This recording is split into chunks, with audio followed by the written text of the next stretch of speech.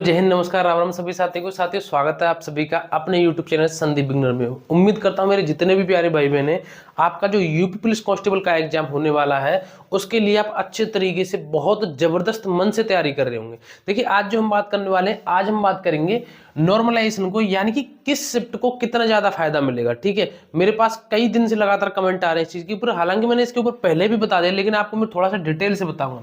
देखिए, आप सभी को पता है कि हमारा जो पेपर होगा वो 2 दिन में हमारा पेपर होना। 2 दिन में, कौन से दिन में आपको पता है? एक तो हमारा पेपर होगा 17 फरवरी, एक होगा 17 फरवरी और एक होगा 18 फरवरी। 17 फरवरी और 18 फरवरी। अब इसमें भी क्या है, इसमें भी यानी कि 2 दिन पेपर होगा, दो यानी कि 2 पालियों में पेपर होगा। एक तो आपकी फर्स्ट शिफ्ट रहेगी, ठीक है, और एक आपकी सेकंड शिफ्ट रहेगी।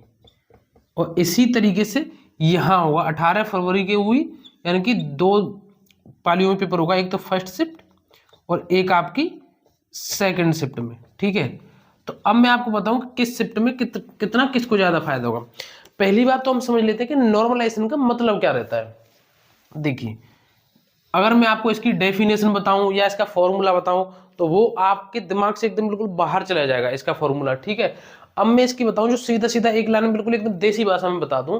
इसका मतलब रहता है सभी को, बहुत से अभी पता नहीं है कि ये मतलब क्यों किया जाता है। इसका मतलब है कि सभी को बराबर करना, सभी को बराबर करना, यानी कि किसी भी कैंडिडेट के साथ कोई भी भेदभाव नहीं हो, उसको बराबर करना। अब आप कहेंगे बराबर किस तरीके से करना, और ये जो नॉर्मलाइजेशन का वो बेनिफिट है ना, ये सिर्फ मतलब जब 1 या 2 पालियों से ज्यादा होता है ना, जब एक शिफ्ट में होता है तो ऐसा नहीं मिलता। जब 2 पालियां ज्यादा पालियों में होता है तब इसका एग्जाम जो नॉर्मलाइजेशन का फायदा मिलता है सभी को।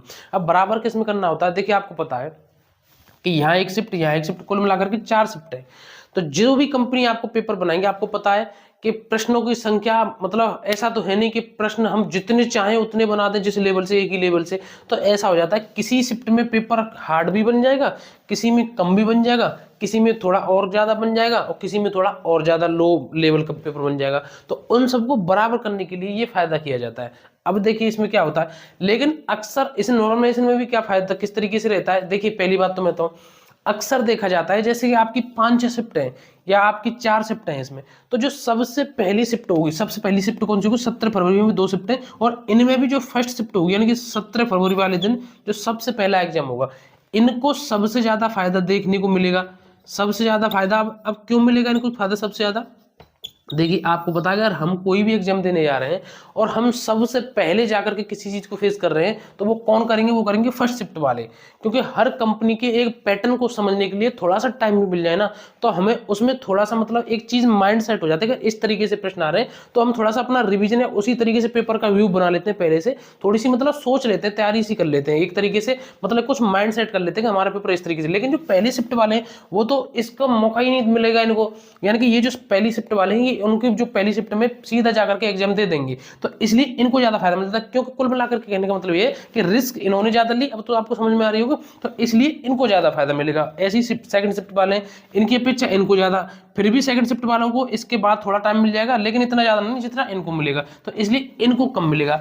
अब एक रीजन तो ये होगा, ठीक है, और दूसरा एक ऐसा भी हो सकता है कि ये जो शिफ्ट हैं इनको इससे भी ज्यादा मिल सकता है, लेकिन वो किस कंडीशन पर मिलेगा? वो इस कंडीशन पर मिलेगा कि ये जो फर्स्ट शिफ्ट और सेकंड शिफ्ट है 17 फरवरी की, इनसे ज्यादा टफ पेपर आ जाता है फर्स्ट शिफ्ट और सेकंड शिफ्ट 18 फरवरी का, यानी कि इनसे कहीं ज्यादा इनका जो हार्ड लेवल आ जाए 18 फरवरी का, तो फिर इनको फायदा मिलेगा। ठीक है, इनको फिर ज्यादा फायदा मिलेगा। ठीक है, अगर नॉर्मली अंतर रहा, कोई ज्यादा अंतर नहीं रहा, तो फिर इनको फायदा मिलेगा। ठीक है, तो ये सारी है। अब मैं आपको एक बात और बता दूं, कुल मिलाकर के ये बता करके जो नॉर्मलाइजेशन में यहाँ पर आपको बता रहा हूँ, ये बता करके मैं आपको डिमोटिवेट नहीं कर रहा हूँ, बस एक हल्की सी आपको जानकारी दे रहा हूँ। दूसरी बात मैं आपको बता दूं, अगर आपने मेहनत करी है ना अच्छी तरीके से, अगर आपने ईमानदारी से मेहनत करी है ना, बहुत आपने बिल्कुल सीरियस होकर तैयारी करी है, खुद पर आपको विश्वास है, तो यकीन मानना, आप चाहे इसमें रहना, चाहे इसमें, चाहे इसमें, चाहे इसमें, आपको कोई भी रोक नहीं सकता। ठीक है, क्योंकि भगवान भी उसी का साथ देता है जिसने अच्छी ईमानदारी से तैयारी की है। ठीक है, तो कुल मिलाकर के आपको ये चीज दिमाग में नहीं लेनी है। लेकिन हाँ, ये जो शिफ्ट का जो लेवल का जो अंतर रहता है ना, वो बराबर करने के लिए किया जाता है, ना कि किसी बच्चे को बाहर करने के लिए या अंदर करने के लिए।